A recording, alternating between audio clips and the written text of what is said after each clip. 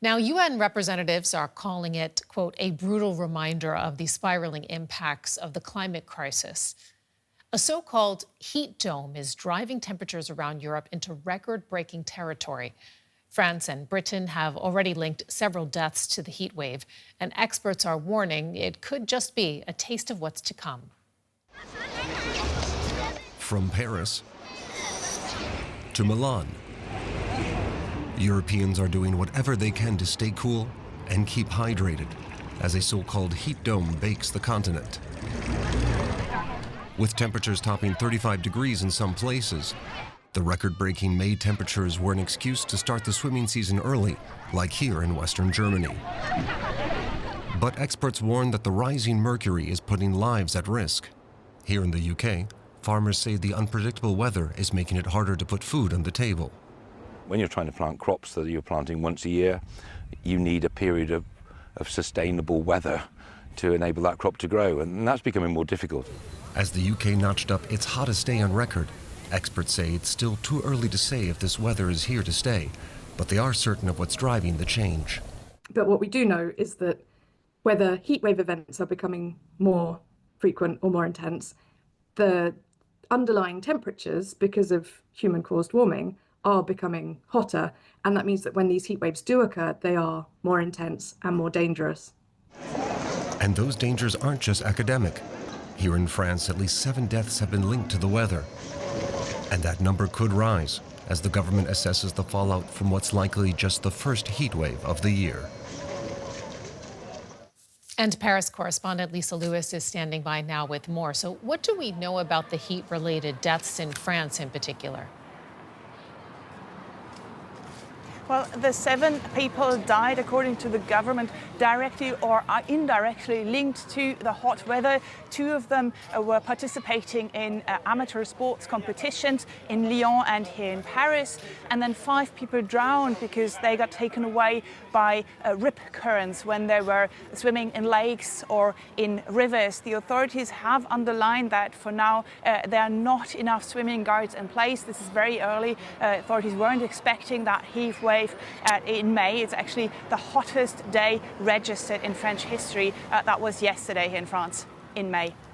Lisa, how is the French government more broadly reacting? The French government over the past few years has come up with a number of plans, adaptation plans, they call them. They talk about, how to adapt insurance, how to adapt insulation in buildings, what are the new rules for new buildings so that they are, geared up for in extreme heat here in France. And obviously they're also talking about how people need to adapt to a hotter climate. Here in Paris, the now former mayor Anne Hidalgo, she's done a number of things. She's planted a lot of trees. She's also pedestrianized certain areas to have fewer cars here in the city that obviously drive up the heat.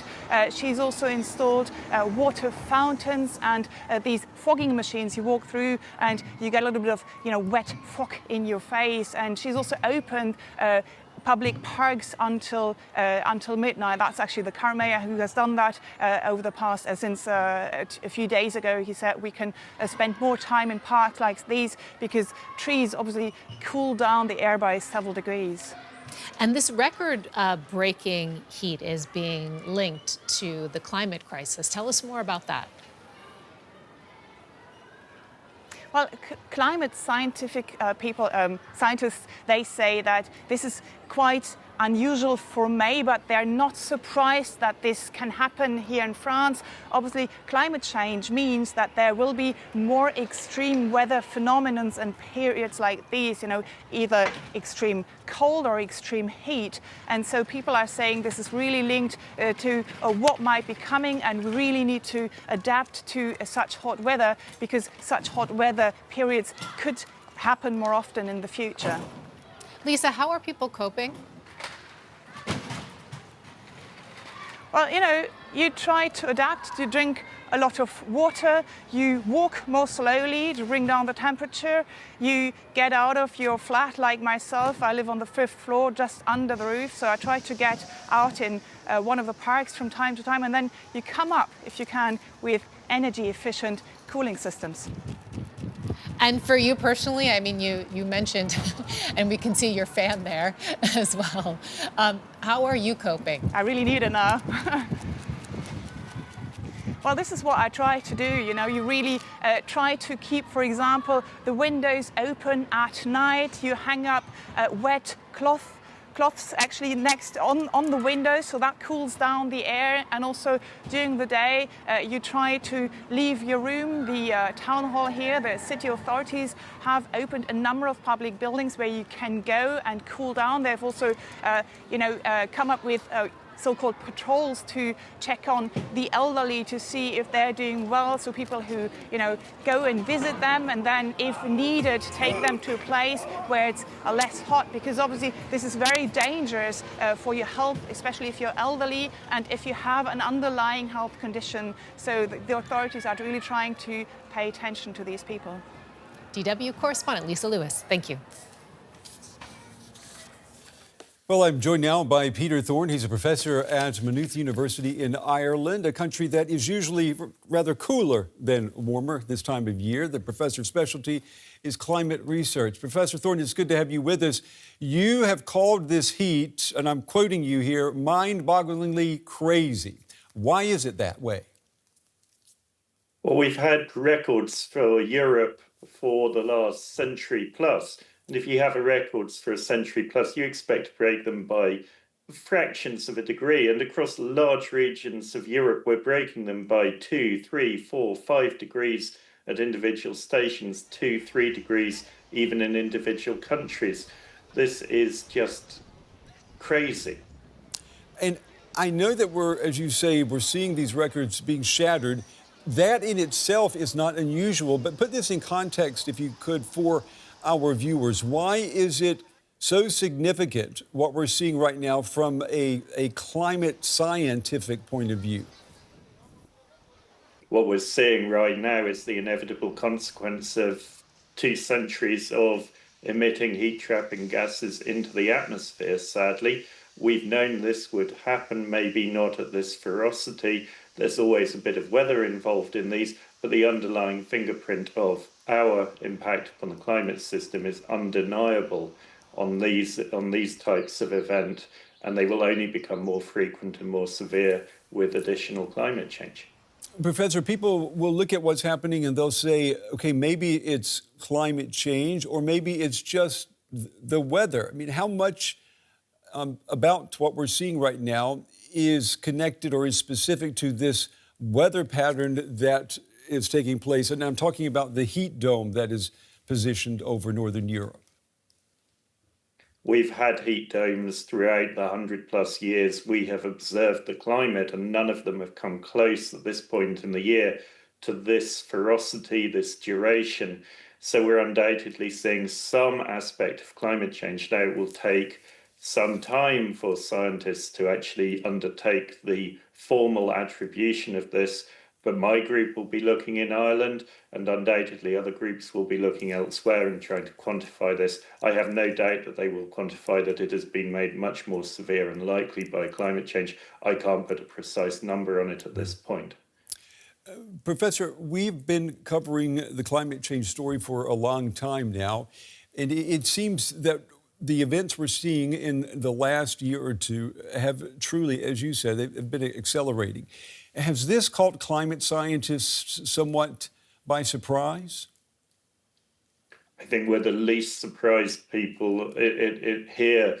We've always said that climate change is not linear. The temperature change might be linear, but the impacts will be highly non-linear. We will see it increasingly emerging very rapidly as we warm the climate further. And that's been the case if you look back through the Intergovernmental Panel on Climate Change reports, particularly their Working Group 2 reports on impacts and adaptation. This has been crystal clear to scientists for 2-3 decades. The numbers show that Europe is warming faster than the global average. Does that mean heat waves like what we're seeing right now, are they something that people will simply have to get used to?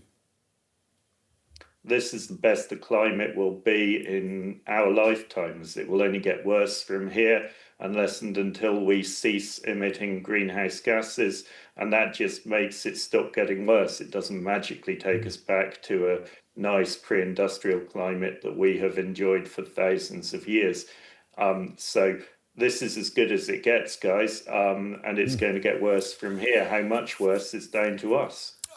What are you most concerned about in the foreseeable future? Summers that are going to be long and hot, as apparently what we're beginning this time around? Or are you more concerned, Professor, with the Gulf Stream that pumps all of that warm water up to, and air up to northern Europe, that collapsing, which would then mean, what, very long and very cold winters? Which worries you the most? Right now, what worries me is adapting to what we're seeing right now. But the harder we push the climate system, the more risk there is of these wildcard events happening, these tipping points happening, of which AMOC collapse is just one. So if you want to avoid any of these, stop emitting greenhouse gases, stop burning fossil fuels. There are many reasons to do that, go above and beyond climate right now. It's about our economic security, our social cohesion, our prosperity. We need to get off fossil fuels anyway. Climate will be a nice bonus on that. But the longer we push the climate system, the worse we risk things getting.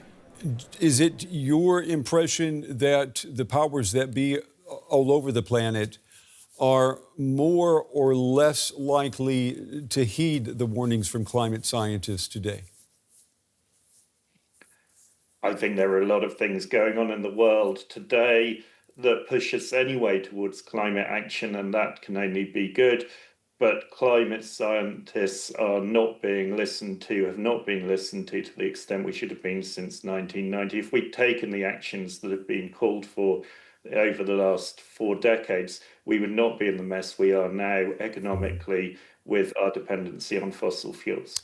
And Professor, before we run out of time, let me just bring it home to you. You're in Ireland. Ireland is not a place that's known for having a lot of heat. It's not a place that's known where people have air conditioning in their homes.